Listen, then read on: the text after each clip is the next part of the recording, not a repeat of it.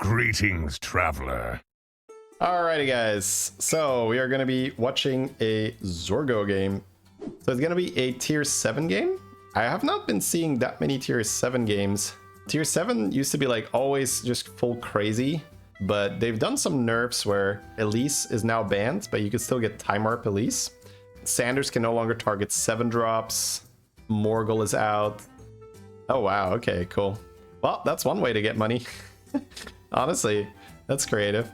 Just get the spell, roll, reduce the cost of the lasso, sell lasso, get the money, bam, score. So he essentially traded his 2-1 battle cry, which reduces a spell, to getting a coin. And getting a coin is better than reducing a spell, because you don't always want to use the spell reduction anytime soon. Or sometimes on turn 3, where you have 5 gold, your chef's choice cost 1, and you're just like, eh. Okay, I guess. I was like, oh, we're gonna tie this, but the shield. Yeah, so he does take some damage, but especially in tier 7, getting a little bit of extra money can definitely go a long way, because it's all about who gets those early value cards. It is a Demon, Mech, Naga, Pirate, Quilboar lobby, so 2 things to really pay attention to is Naga and Pirate in these tier 7 lobbies. Sanders can really accelerate your comp, because you can golden time warps with that. You can golden a brand. If you were lucky enough to get a Time Warp Elise, you can golden that, and now you're getting 2 7-drops every time you roll 5 times. And then Nagas is just the queen of value here. Zarjira, just absolutely stupid. Has a decent shop here. Pretty happy with Elemental and the Hooktail, I think, but he's leveling. Wow. Oh, he's going for Elise. Okay, so this is like pre-patch where Elise is still in then, I guess. Sorry about that, guys, but still. The game was so crazy, I definitely wanted to show it. Man, so skipping that shop gets a time warp here. Also, I guess no minions on the board gives him neutral, which I guess is maybe a little bit more chance for release. Ooh, Evolve and Guff. Both of them are great, but he's probably going to die if he goes Guff, right? So 4-on-4, gets his first time warp, and then with the Evolves, he can farm 7 drops. That's actually so nasty. He's thinking about buying the 4-4 demon, because while it does deal damage to you, it does give you an additional unit on the board. Ooh, the Hellcaller is great. We're very happy with that one. Probably have to settle for Hooktail here. It is a bit awkward. Our second buy is not great on tier 4. Blaster is very weird. Oh my god, he's actually gonna risk it. If they kill Blaster has 7 HP, it's not gonna die in 1 hit, right? Right? Okay. The if the Hellcaller gets 1 buff, oh no. Oh no! The punish! The Giga punish! Oh, that's so bad. Yeah, see, I would not have risked it, but I see why, because 7 damage is really unlikely on turn 5. But yeah, Syndragos have proven him wrong with the Pirates to buff. We are getting a lot of money here. Double kill wreck with the eats. Man, is he just gonna level? I think he is, right? Because he can only take 10. He's going to be on 18 then, and then he just gets 7 drops. So this is where it really pays to analyze every single situation individually. Whereas normally, after this just happens, your brain isn't going to think like, oh, I just got screwed over in the combat after I went 4-on-4. Time to go to 5. You're not going to do that, right? But if you actually look at the situation and you say, okay, well, what actually happened? I'm on tier 4. I have Evolve in my hand. There's 10 extra armor because it's tier 7 anomaly. If I level here, I'll go to 18, which is still above damage cap. And I get to use 3 Evolves on 5 drops, turning them into 7 drops, and maybe even re-rolling some 7 drops that I don't want. So it makes complete sense when you look at the situation carefully, but your instinct is going to scream at you for leveling, right? It's like, oh no, that's wrong. I can't do that here. So, oh no! Oh man, that blaster has been so bad for us. I can't believe it. Oh, getting like 0 value 2 turns in. I mean, it probably doesn't matter because he's gonna make 7 drops now, but oh my god. He does want to roll as few times as possible, and there's 2 5-drops here, so I think we're evolving, because otherwise we're not gonna have enough money to buy them, and you can really do a lot worse than 2 5-drops. Wow, rolls, really? Okay. Maybe I'm not evaluating that correctly, but okay, that's worse, but we're gonna do it. Yeah, I don't know. I think that shop was fine, man. Feels like we're just evolving a worse shop now. All right, so we found 2 pretty good 7-drops. It is a little bit awkward here though, but I guess we're gonna golden. No, we're gonna golden kill wreck and hero power that for more money. I do like freezing here because we can evolve again next turn. Yeah. Okay, he's gonna go for Shore Marauder, and he's gonna stabilize with that thing, Golden Shore Marauder. We're not hero powering the 6-drop here. Does that maybe mess up with the rally? The editor is actually in on the joke by now. This is great. Showing the blaster getting sniped and getting no Hellcaller. This is actually the smallest Hellcaller. This is a world record. Like, I've never seen a Hellcaller that's been played on the board 3 turns later and is still a 2-2. That is, like, actually impressive. Probably just evolve the spell again, right? We got a shield. Zarjira. Ooh, baby. Oh, can you shield the shop? Okay, he's leveling here. So, not shielding the shop. Ooh, another Zarjira. Oh, he's leveling because he has a triple in his hand. Duh. Okay. Oh, we can make golden amalgam here, right? And then just stabilize with that. I kind of like that. Golden amalgam, discover another 7-drop. We got an alley with the Shore Marauder. Yeah, just like play some types. Is he going to care about Groundbreaker? I don't know. I think I just care about types, but I mean, he is getting some triggers, so maybe. Yeah, okay. Thank God.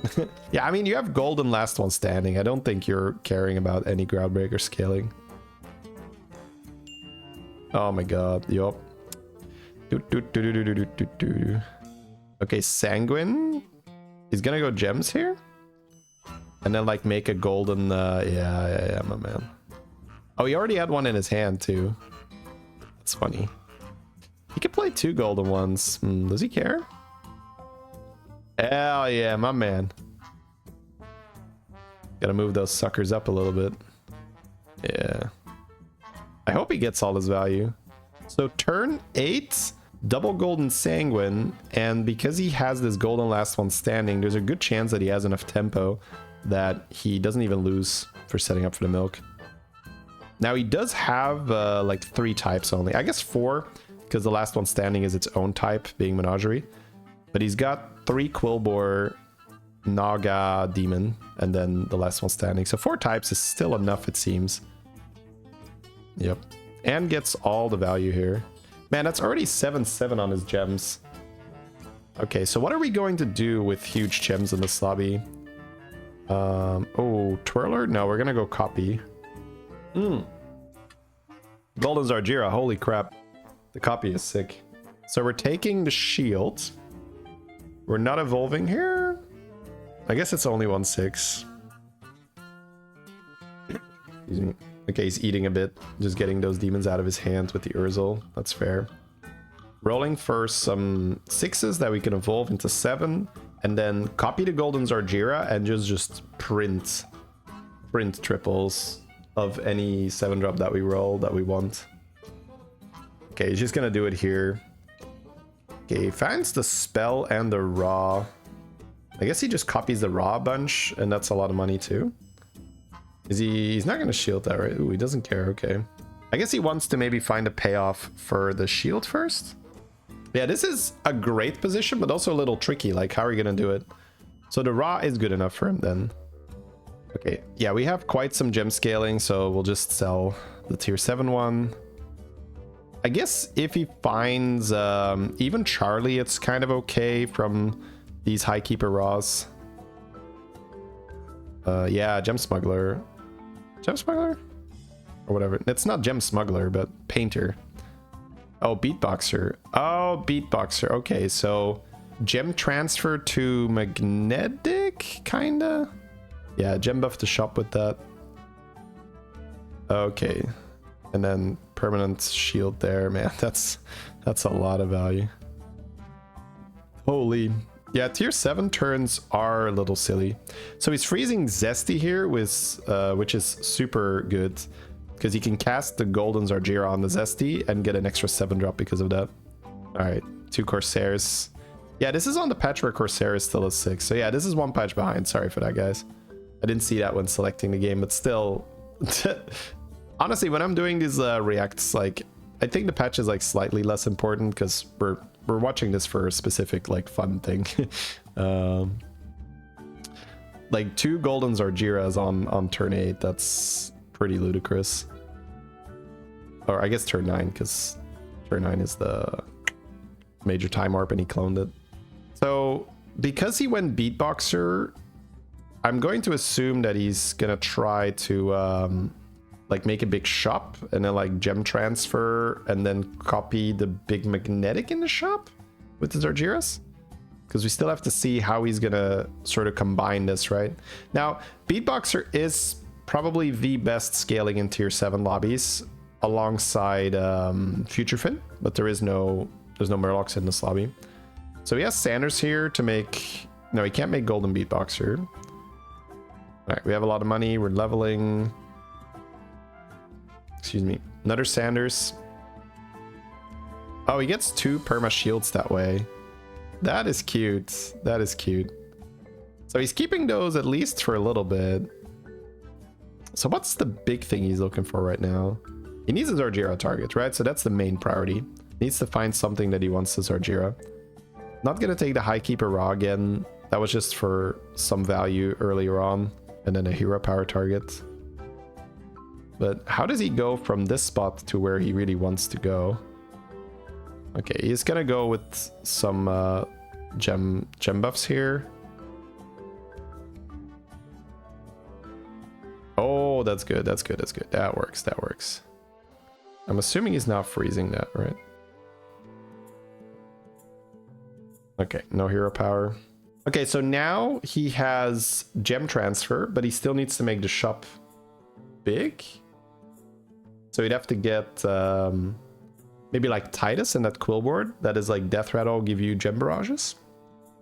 And then he can gem transfer to a magnetic in the shop. But I don't know if he's still gonna do Beatboxer. Maybe he's just gonna abandon the Beatboxer plan because the shop is not big and it might take too long. He does have a Sanders, so he can make anything golden. He can have double golden trench fighter. Gems are 18/18, so definitely want to do something gem related at least for a while. Okay, double Beatboxer. Aha. So maybe he's been looking for 3 little quills, as the editor is giving us a little bit of a zoom here. And he's gonna make it big. Okay, okay. So maybe just we do not see a lot of 3 Little Quill games though. But he does play excuse me. He does have Terran. That makes it significantly better. And his board is basically all Quilboar. He has these Divine Shields, Sanguine Refiners. So he's just gonna keep getting bigger and bigger gems. Okay. If he's going to use 3 Little Quills, yeah, he doesn't need to keep the gem transfers that badly. But he's gonna sell out of the rally. Doesn't want that. Almost feels wrong to pay 2 gold for +1/+1 on the gems if we have 2 golden refiners pumping. I guess now it's Titus. Titus and then like maybe make a second golden quill. He's in a position to keep these oh, he's just gonna sell that. Okay, fair. Oh, right, of course he can make that golden. Yeah.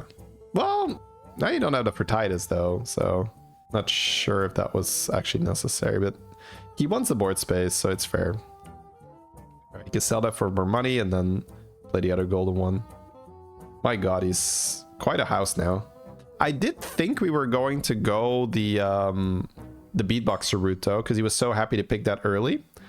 But this also makes sense because he can now just keep Sanguine Refiner and keep getting bigger and bigger.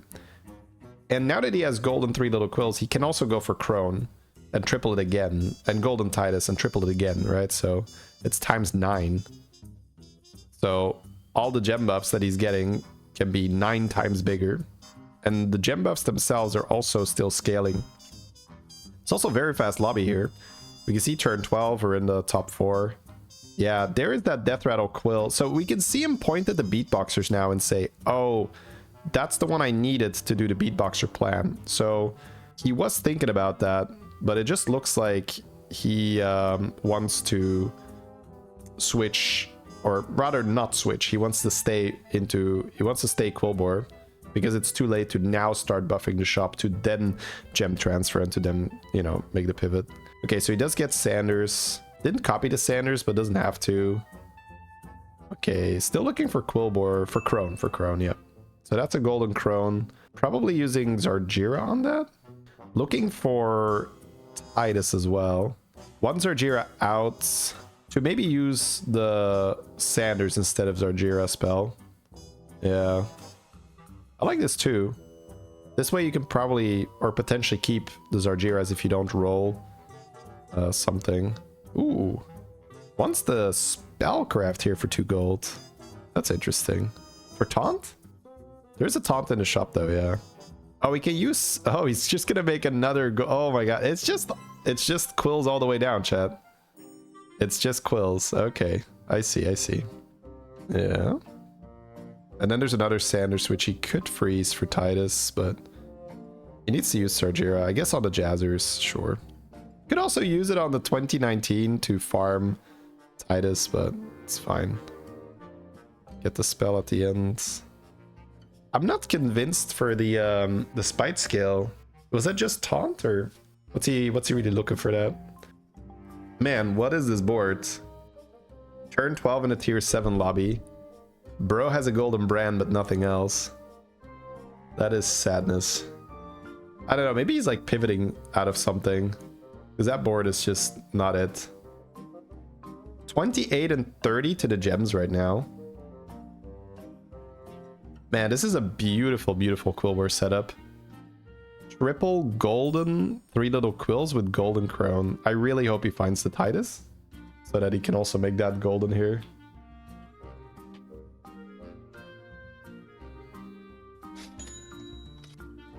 Alright, time to sell the last Zargira. Hello. Time to rebuy the Zargira. Bye, Zargira. Hey, welcome back, Zargira. Do we want to waste? I don't want to waste any money on that, honestly. I want to roll Titus. Hello. Does this matter? I mean, gem buffs are nice, but... Reborn doesn't do anything. Hello. Yeah, I don't know about this. This is like, oh, I mean, he's in a really good spot, right? Let's be honest. Like, not much matters. No, yeah, oh, we can copy a Quill. Yep. Pack Tactics is sick here. You could also want, or even Redemption is fine, but Pack Tactics, yeah. Pack Tactics, it spawns Taunted. I could even evolve this for Titus, honestly. I'm not wrong in like wanting a Titus here, right? Okay, a Quilboar to end on if we don't hit anything. There's also Underdog if you want to play around Beatboxer. So I guess what Zorgo is doing, he's also thinking about what is the opponent going to have here? And maybe he's playing like, oh, maybe it's like one big Beatboxer and I just want to have this thing. Why is the Beatboxer still in hand? It's kind of just a coin where he didn't feel like he has to use the coin here. He was searching for Zargira spell with the sushi. Oh, you are correct, of course. That is silly of me. In tier 7 lobbies, that thing is so much better. Not sure if it's worth 2 gold. Maybe it is. Because there's quite some spellcrafts, right? But I would have probably just sent it to look for Titus. Just because that would complete the comp, right? And I would feel like it's not quite completed here. Even though, I mean, look at his board, right? It is disgusting. Oh, dude. This is like proper Quilboar.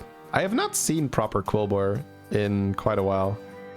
33. Okay, he still has a chance to find the Titus here, but now he doesn't have Zargira or the thing. But I still want to see like it's being twice as good.